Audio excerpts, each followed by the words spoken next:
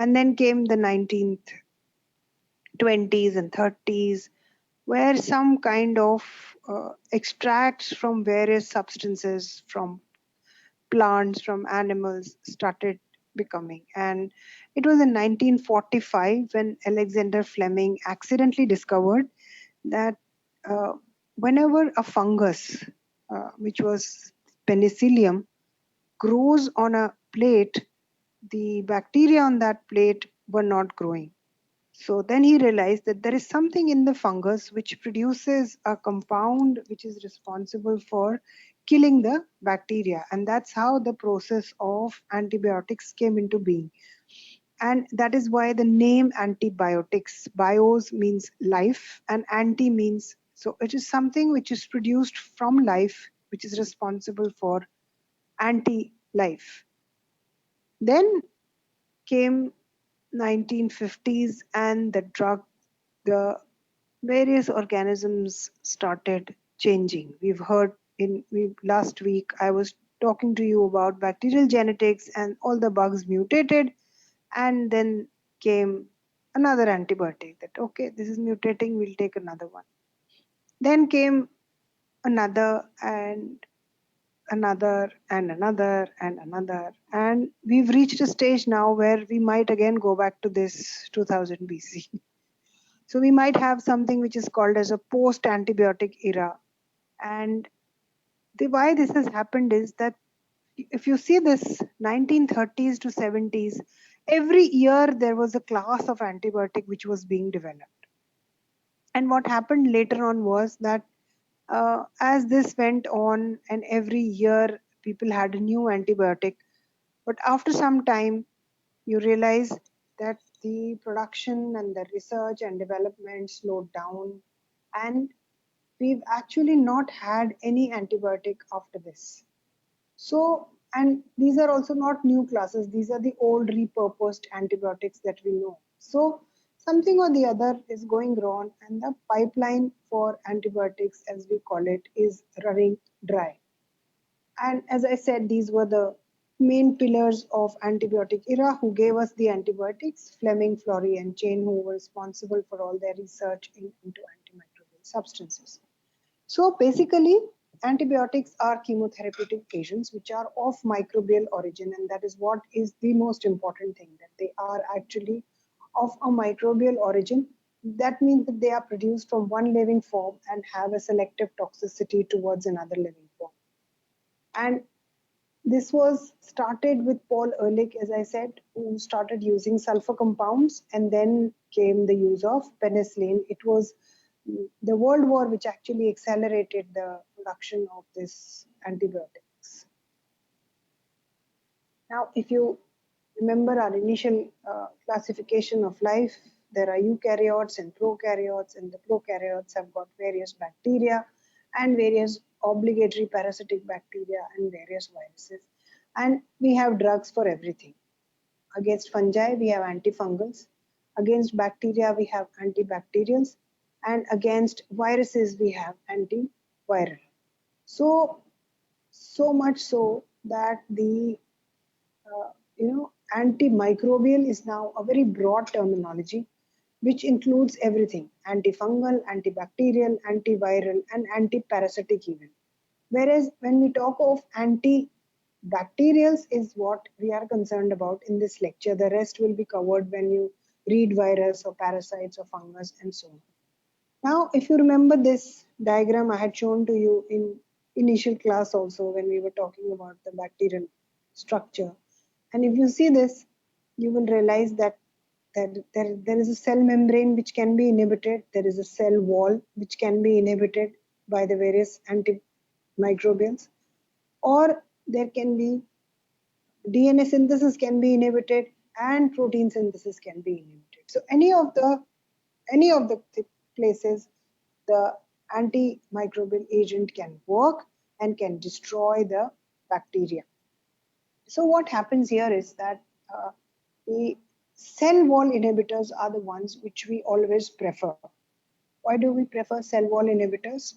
Anybody in the question panel?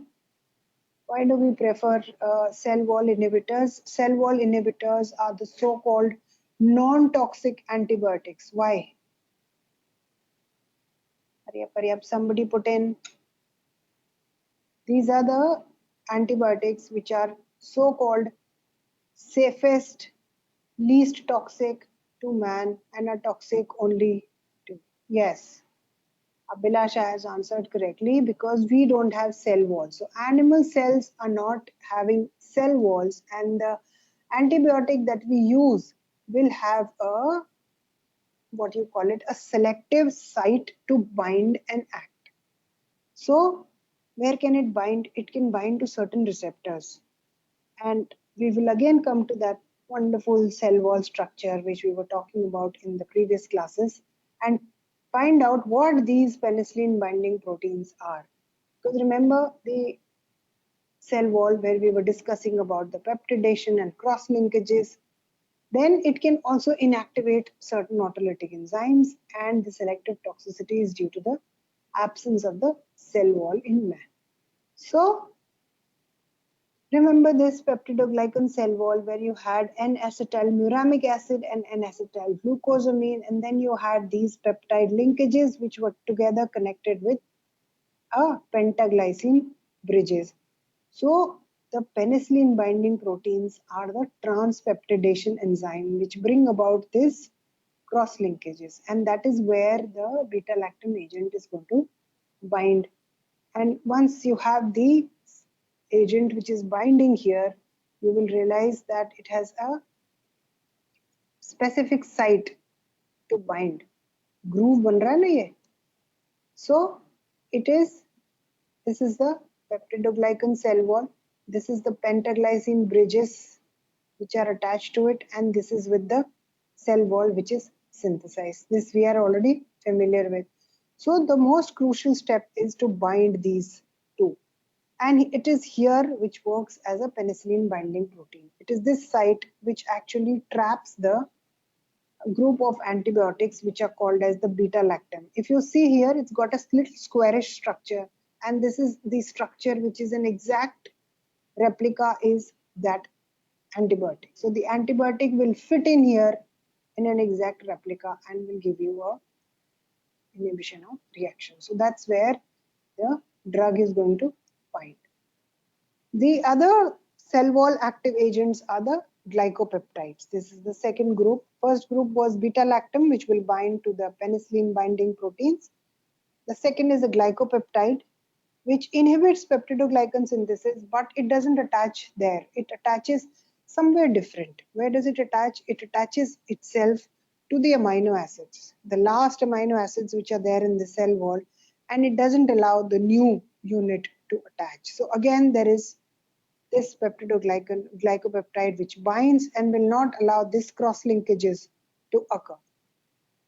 So this is another way of cell wall active agents to act. Then there are certain drugs which are cell membrane inhibitors. Why are they cell membrane inhibitors? These cell membrane inhibitors are those which disrupt the cell membrane, and so the ions and macromolecules escape. Most of the antifungals act like this, and even the antibiotics like polymyxin and colistin work like this. Now the problem here is that they will be very toxic drugs. So, and it will be a challenge for the body to remove these drugs from our body because the cell membranes are same whether you are talking about um, the bacteria or humans. The structure of the cell membrane will remain same. Then there are certain drugs which can inhibit protein synthesis. Now, this protein synthesis can be inhibited at the junction of transcription, or it can be inhibited at the junction of translation.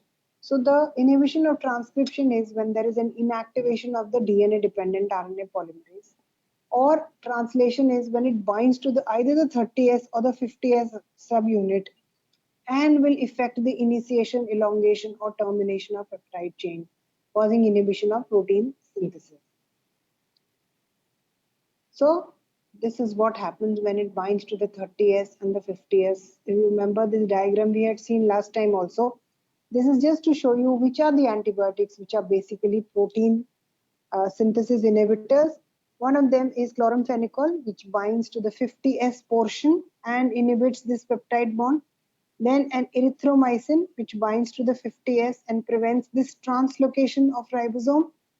Then tetracycline, which actually interferes with the attachment of tRNA, the transfer RNA with the mRNA ribosomal complex, so that this portion will not happen. Or streptomycin, of use for tuberculosis, where it binds to the 30S protein and causes the code to be read erroneously, so that this and this do not match. So this is how it works when we're talking about. Then there are a few like the quinolones, the ciprofloxacin, norfloxacin, nalidixic acid, which basically block the DNA gyrase. Remember last time I told you that there is an enzyme called DNA gyrase which keeps the whole DNA coiled inside the small cell. So it causes uncoiling of the DNA and leads to cell death. Then it binds to the DNA dependent RNA polymerase, inhibiting the cell growth that happens in rifampicin. And it could be an analog of sulfonamides, which can happen when there are, you know, the you must be from your biochemistry must be familiar with this PABA. So they are an analog of PABA, and it binds there, and that's why it does it. So this is how it happens. The DNA gyrase and the 2-isomerase enzymes I told you keep the DNA coiled. So inhibition of either one or both allows this DNA to uncoil, and therefore it is lost. So now in the gram negative, it is the inhibition of DNA gyrase, whereas in gram positive enzymes, it is bacteria, it is the enzyme topoisomerase, which is inhibited by quinolone. Now this is the PABA analog, where para-aminobenzoic acid combines with pteridine in presence of pteridine synthetase to give you dihydroxyuric acid. This step gets combined by sulfonamide, and then this step also gets inhibited by another one called trimethoprim, and that is why we use these two drugs in combination to have this sequential block.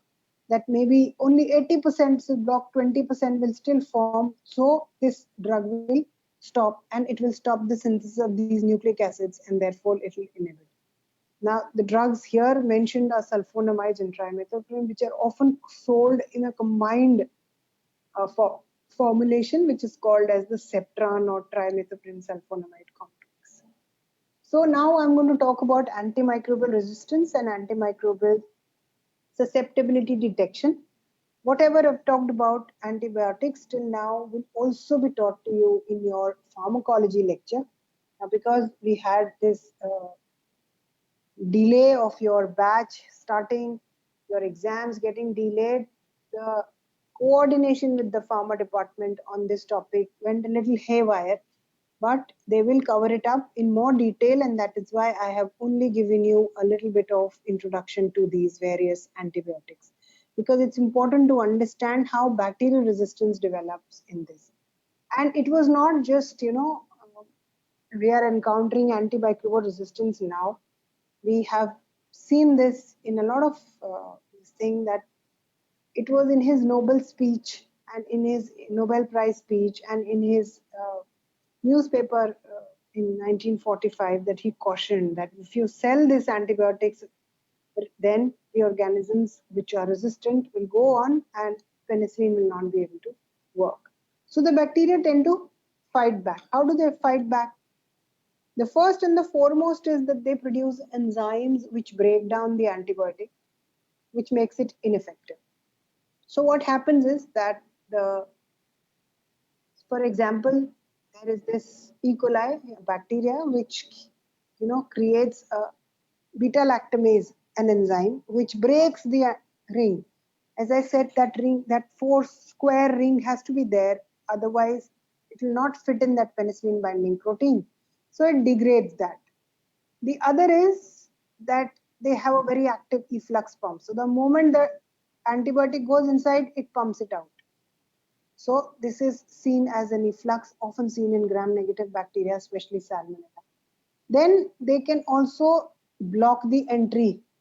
That means that they are changing their site, or they modify the site in such a manner. For example, a certain bacteria called MRSA, it will not allow the bacteria to bind to the penicillin binding protein because it modifies that site where it's going to bind. So in that case, the antibiotic is not able to bind, and therefore it's not. Then they modify the metabolic pathway. Like I said, they're synthesizing that pteridine, and then so it bypasses the system and it uses some alternate pathway to produce this.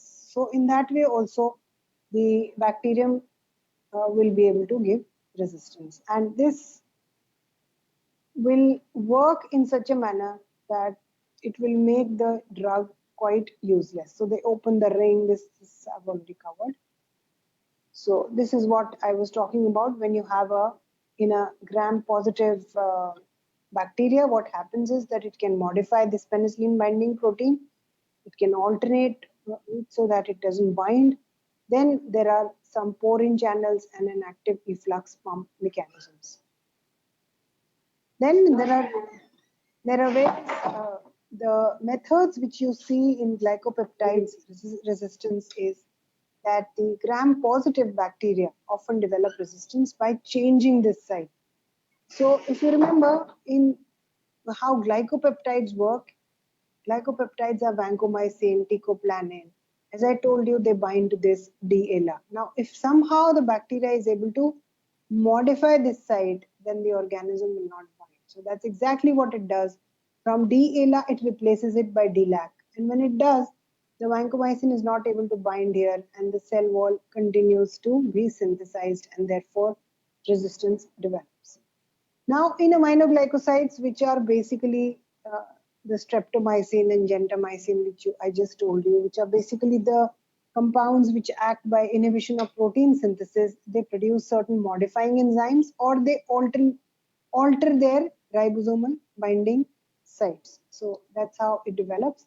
And then these are the ways that it pumps out. Using these outer membrane protein, it can pump out the antibiotic. Similarly, in fluoroquinolone also, either there is a mutation in the entry or there can be a mutation in the efflux pump, which either it is pumped out or it doesn't enter. So any of these can happen. And here is what happened. Now, where does this resistance come from? We've already learned in genetics that sometimes spontaneous mutations can occur which control the susceptibility of the drug. And when that happens, this is called a chromosomal resistance. Then there can be extra chromosomal transferable drug resistance. This we've already covered in your Saturday lecture, transduction, transformations. Any of these is responsible for transferable drug resistance. And remember, transferable drug resistance is often a short note, very, very commonly asked. And this diagram I'm not going to repeat. I've already spent too much of time last week on this. Then there can be non-genetic forms also. Non-genetic is that because the drug requires metabolically active form, the inactive forms are resistance. So it leads to loss, that the bacteria remain dormant, they will not multiply. So for any antibiotic to act, the bacteria has to multiply, and only those which are in the early log phase or in the log phase are killed. So if they try to remain at that plateau phase of growth curve, then these inactive forms cannot be, because see what it is acting on, it is acting on either protein or it is acting on the cell wall. अगर bacteria multiply नहीं करेगा तो ना तो cell wall बनाएगा ना नया protein बनाएगा. So those forms will automatically become resistant. So any dormant bacteria which lies intracellularly or walled off is not accessible to action of antibiotics. Then sometimes they lose specific target structure. Like in morphology, I told you that there are cell wall deficit forms. Now these cell wall deficit forms are often resistant to penicillin because there is no cell wall to bind. So there is no target structure for these. And how do they spread? See, imagine a population which has these bacteria. How many are there? 1, 2, 3, 4, 5, 6, 7. Let's take 7, out of which only one harbors the resistance gene. When you give a drug, what happens? All the susceptible ones get killed. And once these susceptible organisms get killed, only one which remains is the drug resistance one. And the resistant one then starts to multiply, and then it throws out resistant genes which can be imbibed by others. So that's how the resistance goes on spreading, and There can be multiple factors for this. There can be host factor, parasite factors, and there can be environment factors. So this is what happens. So we are all nearing, everybody is talking about antimicrobial resistance and post-antibiotic era, and we have to save what is there. Now I'm not going to talk about antibiotic stewardship. Instead, we'll very soon we'll give you a self-directed learning exercise where you have to do your own exercise when it comes to your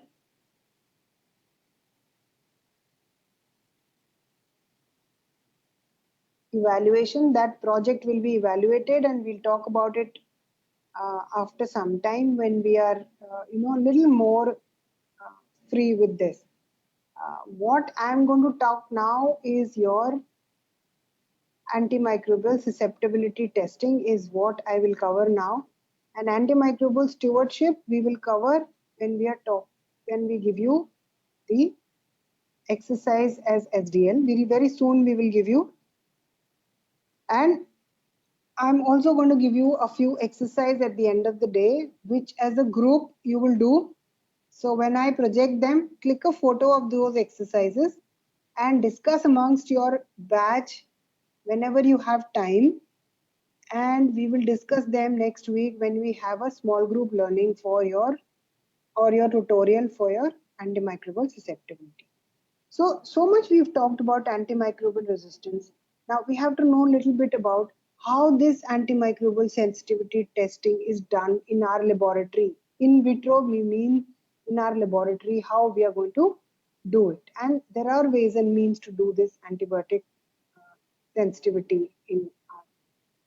So what is an antibiotic sensitivity test? It's a laboratory test which determines how effective the antibiotic therapy is going to be against a bacterial infection. And it also tells you that how to control the use of antibiotics. It actually gives an guidance to the clinician which antibiotic to use. So it helps to guide therapy. And if you collect these results over say 1 year or 6 months, it also helps you to start guide the empirical therapy. Suppose I make a data, collect this data for my hospital. And so next time when the clinician says that very often we get fever or very often we get pneumonia. So in ICU, which antibiotic should you use? So with the data which has been accumulated, he's able to receive some guidance. Yes, this is the antibiotic that you should use. Then it also helps in assessment of changing trends. कोई नया resistance mechanism तो नहीं आ रहा, कोई नया चीज तो नहीं आ रही, कोई चीज गायब तो नहीं हो रही. Some antibiotics should be stopped using them. So it also helps you in local prescription and identification of pattern. And what do you need? You need standardized methods. नहीं तो क्या होगा, एक इन्फेक्शन को हम कहेंगे रेजिस्टेंस है, लैब 2 कहेगी सेंसिटिव है, लैब 3 कहेगी रेजिस्टेंस है. So we need a standardized protocol so that all laboratories follow this protocol and interpretive criteria which are clearly defined and documented. And these should be able to generate accurate and reproducible data. So how do you select the test? The test is selected on ease of performance, on flexibility, on adaptability. Cost बहुत ज्यादा महंगा नहीं होना चाहिए. अगर एक antibiotic sensitivity करने के लिए 2000 रुपए लग गए तो मुश्किल हो जाएगी करनी. Reproducibility and reliability. Otherwise, what result I give will be challenged by another laboratory. So the methodology or the test should be in such a manner that the same can be done in another laboratory producing the same result. Then it should be accurate and it should suit the organism and the country. ऐसा नहीं होगी मैं sensitivity दे रही हूँ antibiotic की, वो antibiotic मेरे country में अवेलेबल ही नहीं है. And there should be some validation data to assess that. So what are the various methods which are available to us when we are trying to see antimicrobial sensitivity? The most commonly used method is a diffusion method. Now, this is a topic where I like to, do a chalk and talk kind of a teaching, and I like to teach with the help of a chalk and blackboard because it's quite difficult to understand. So if you don't understand, you're most welcome to ask questions on this. It's a little tricky thing to understand. So there is a diffusion thing and a dilution thing. So how is diffusion? And then there are a few terminologies which you have to understand. There is a terminology which is called the minimum inhibitory concentration, or MIC, which is actually the least amount of antibiotic which is used to inhibit the growth. And bactericidal, the minimum bactericidal concentration is MBC, which is least amount to prevent growth. So it actually measures the amount of antibiotic that is needed to kill. See, the process here is you may require 5 grams to kill a population of antibiotic which is normally there in the blood, but you can't give 5 grams. It's too huge a dose and will kill the person. So the kidney will not be able to excrete out that antibiotic. So in that case, you need to know whether this antibiotic is feasible, at what level is it feasible, and then later on when we are using that antibiotic, we should know that whether this MIC is increasing, that means are the organisms becoming more resistant. So that thing has to be there for resistance and for sensitivity. Now, the dilution methods are often used to determine the MIC. The MIC does not always present an absolute value. It is a true point. Now, this is actually not required for an undergraduate level, so I'll just skip this. But you just need to know what are the various dilution methods which are available. One of them is the broth dilution method, which is quite difficult, time consuming. And the other is an agar dilution method, where it's easy to do, still technically demanding, but easier when you compare it with the broth. And how do we do it? See, this is where I like to draw and explain. Suppose this is your test sample, which contains your bacteria, and you need certain media. You've already had your class on media. You need certain media, say Muller-Hinton broth. Muller-Hinton broth and Muller-Hinton agar are the media which are used by microbiologists to test for antimicrobial sensitivity. So we take, say, 25 microliters of the medium in all, and we add to these serial dilutions. That means if here I add 25 microliters, this will become 50 microliter. Then I take out 25 microliters from here and I add here. So this already has got 1 by 2 diluted. If I add to another, then it becomes 1 by 4. Then if I take out another 25 microliter and add to third, it becomes 1 by 8. If I continue doing that, I will achieve, say, 1 by 128, and the last one I discard.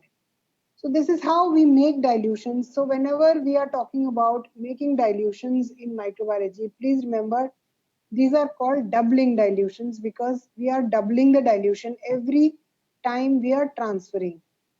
So have you understood this part, or does anybody have a query related to this? I'll just wait for a few seconds.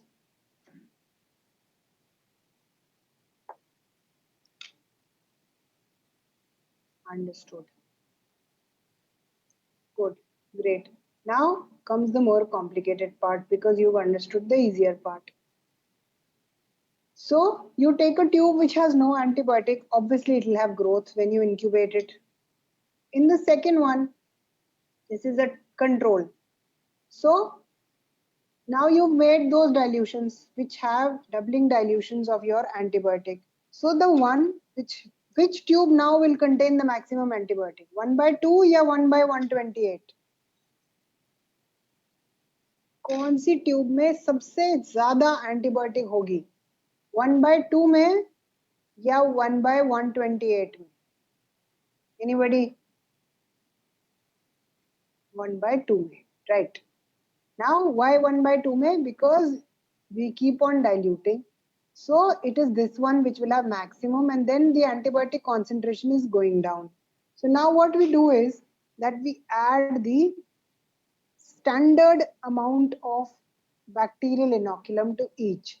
in such a manner that each ml of that solution will contain say 10 to the power 5 organisms only. So we are adding 10 to the power 5 organisms to each of these tubes and we incubate it. The next day you will find that the ones which had the high antibiotic concentration are not showing any growth. But as you go down the concentrations, these growth are occurring. So that means that there is some development which has happened here.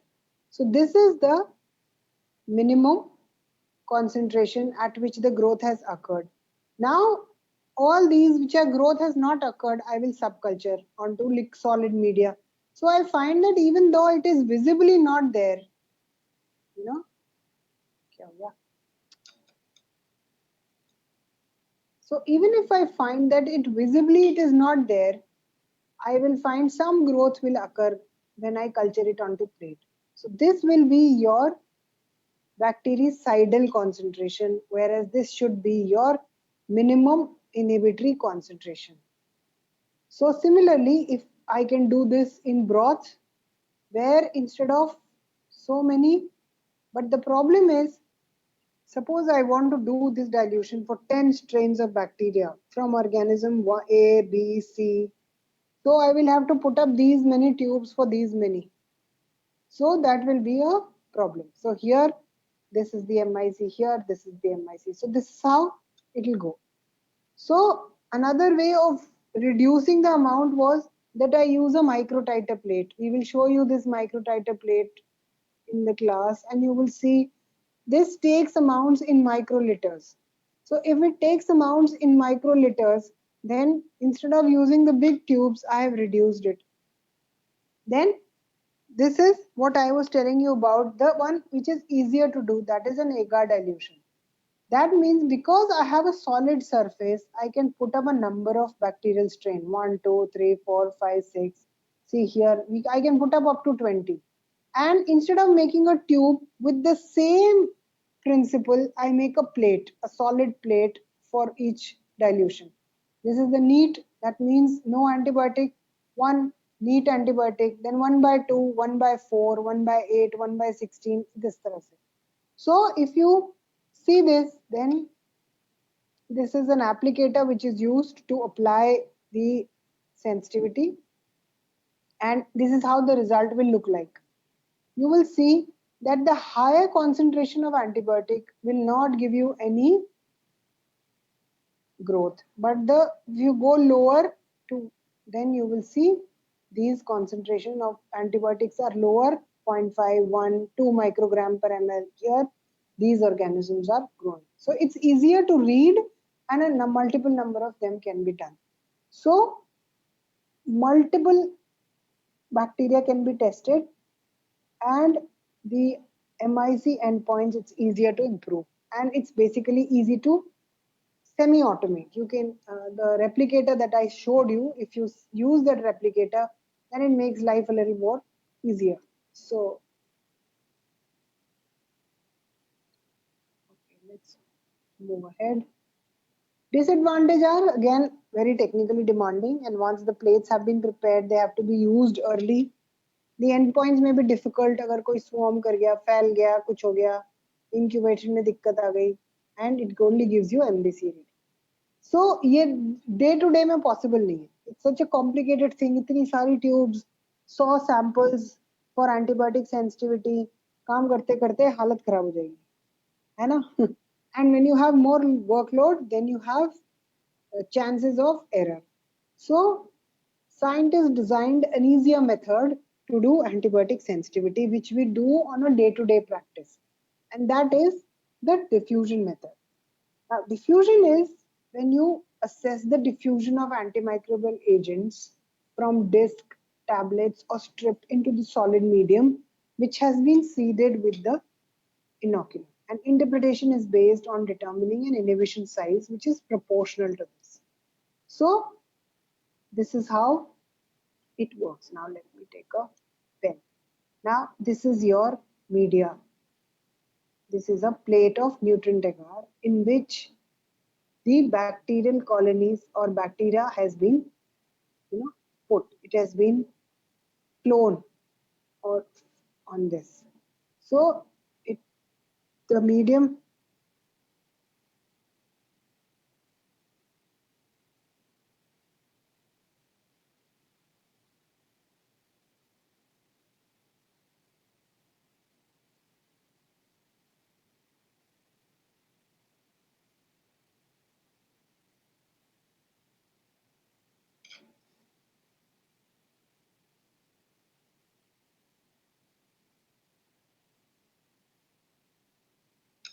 So what happens is that on the media, am I audible? Because I'm getting call from the department. Am I audible and can you see my screen?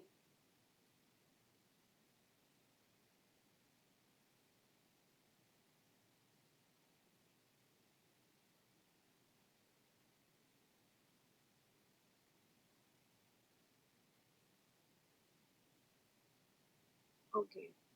So this is the medium that we use, and on that we flood it with the bacterial solution. So we know that everywhere it's the same number of bacteria on the plate. And then what we do is we put the disc. Now once we put this disc, okay, this contains a set amount of antibiotic. So what happens is the moment you put the disc on a moist plate, the disc tend to diffuse. It will diffuse in the bottom and it will diffuse in all the sides. Imagine it from the top, it's diffusing everywhere, on the side, all along, in all the three dimensions. The maximum diffuse, the drug concentration will be there is below the disc. That's common sense. And as you go on further, this drug concentration will go on decreasing, right? So suppose this has got say 10 micrograms, then this site will have little less, will have little less, will have less, and there will be a stage where there will be no antibiotic.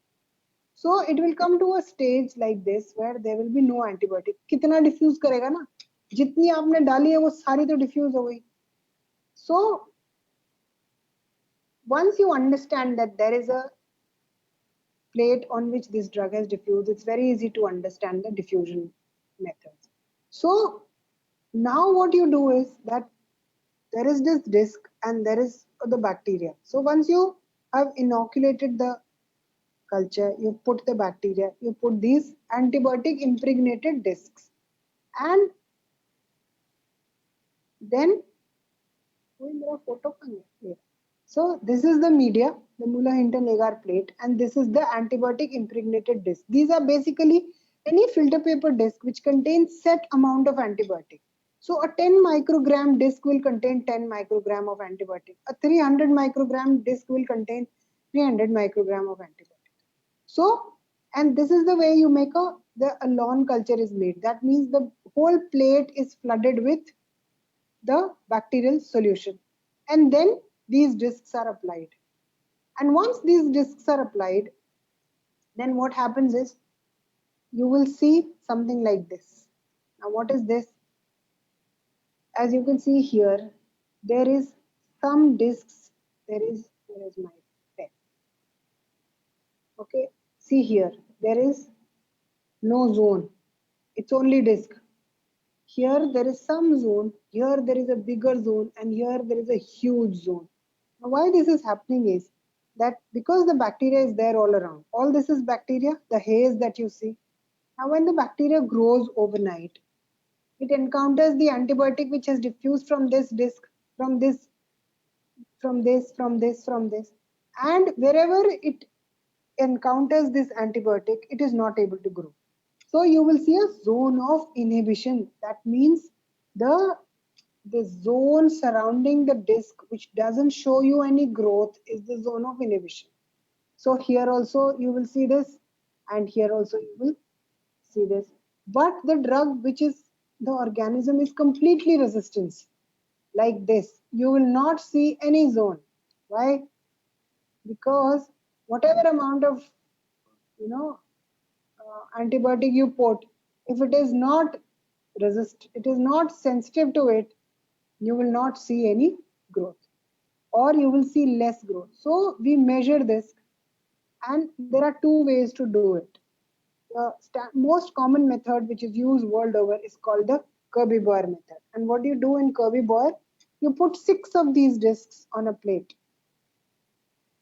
And then these zones are then compared with a standardized chart. For example, this is 14 millimeter, this is 38. So suppose there is a bacteria A which is showing 14 millimeter zone with ciprofloxacin and is showing 38 millimeter zone with say meropenem. So we will say that we will check with the table. Now the table says that the bacteria X to meropenem is sensitive till 30. So anything above 30, you will label it as sensitive. But anything below 30 or below the range will be resistant. Similarly, if ciprofloxacin is sensitive only if it shows a zone of 20 to 28. So that means if you see a zone which is less than 20, like here it is 14, then it is resistant. So this is how the resistance report is given. The other method, which is not commonly used now, is the Stokes method, in which you put a test bacterium and the control. Control is a bacteria which is sensitive to all these 6 antibiotics.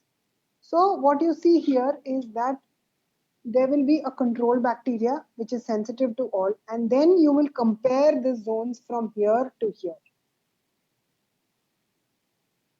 So if the zone in the test is more than control, or if it is smaller but the difference is not more than 3 millimeter, then we call it sensitive.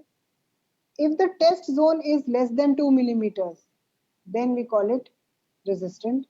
And the test zone is 2 millimeter, but the difference is also at least 3 millimeter, then we call it intermediate.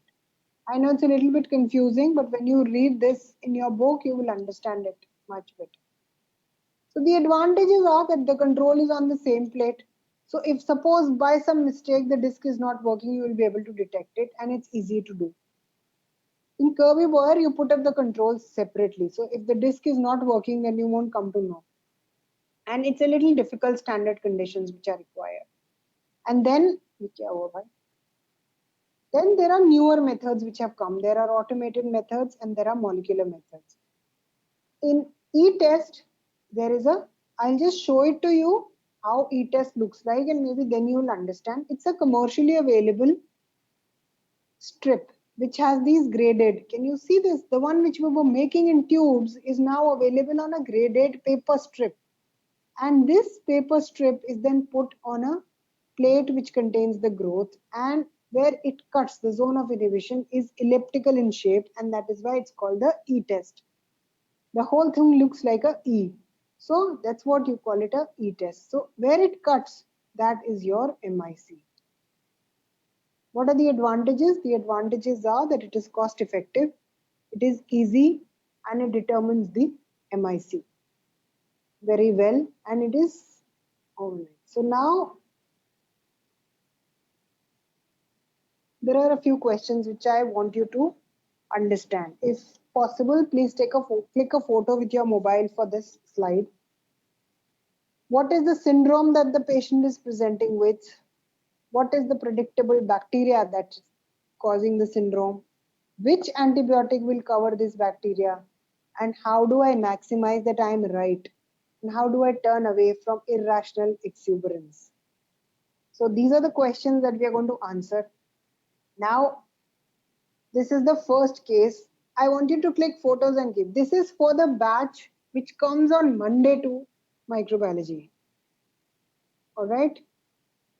The batch which comes on Monday to microbiology. This is the first case. A 12-year-old female presents with sore throat and cough, has some hoarseness, throat pain.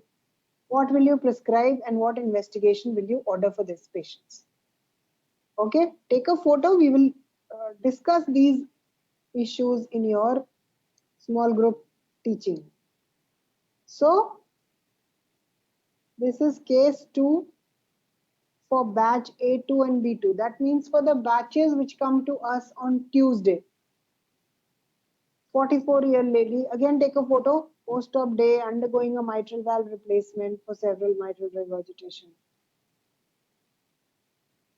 Okay.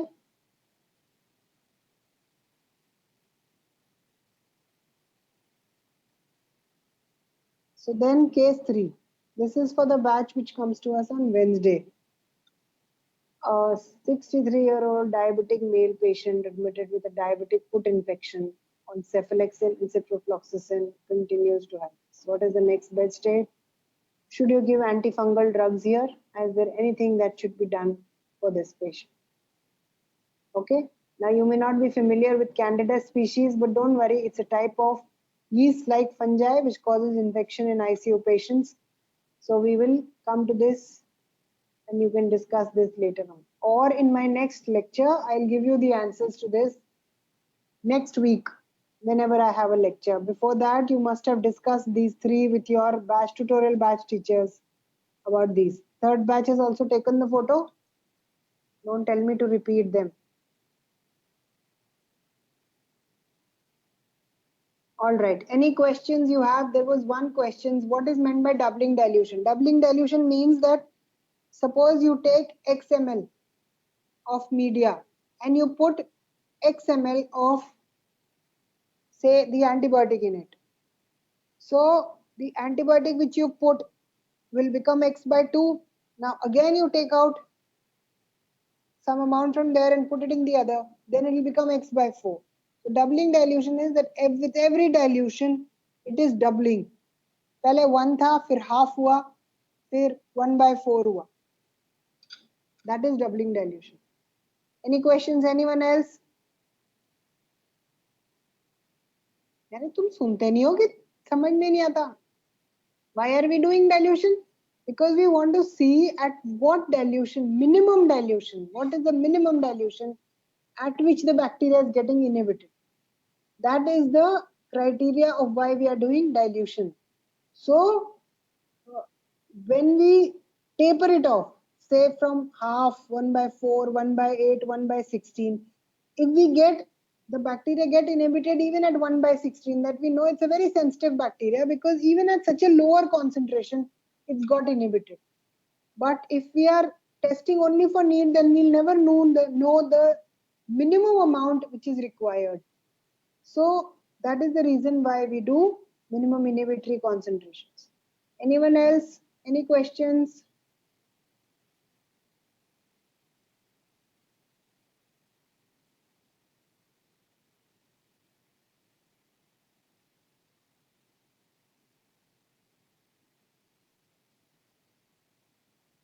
Any more questions? We still have 5 minutes.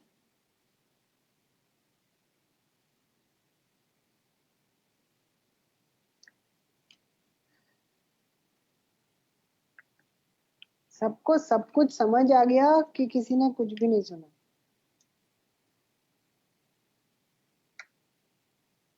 TGs, any question?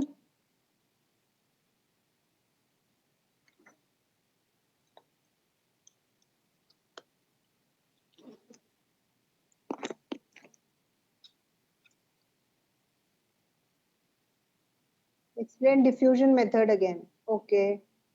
Now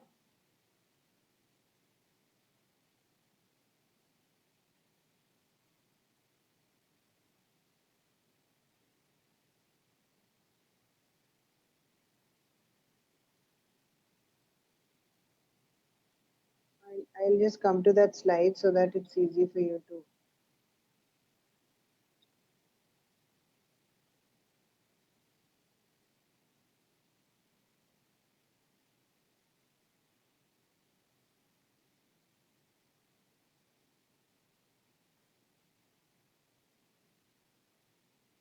Okay.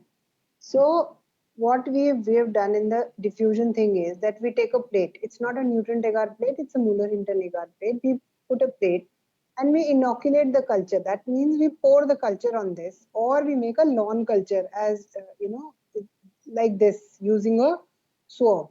And once we made this culture, then we put these antibiotic discs. Antibiotic discs are filter paper, small discs which contain a standard amount of antibiotics. And if they contain the standard amount of antibiotic and you put them here, then what happens is that the antibiotic starts diffusing. Now, how does the antibiotic start diffusing? The antibiotic will first,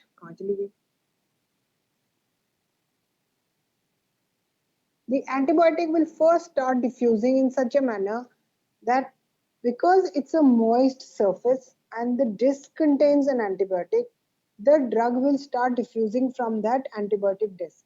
The largest amount will diffuse below the antibiotic, and then it will start decreasing as you move away from the disc.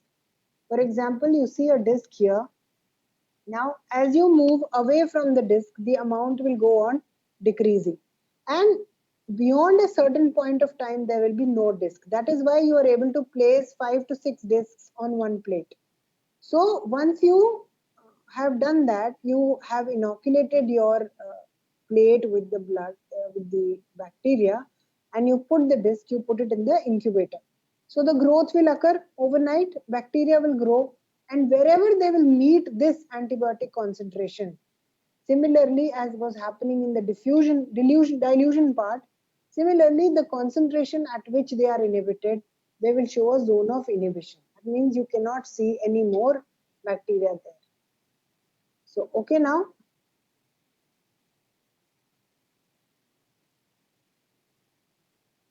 All right. Okay then, thank you. I'll stop this here.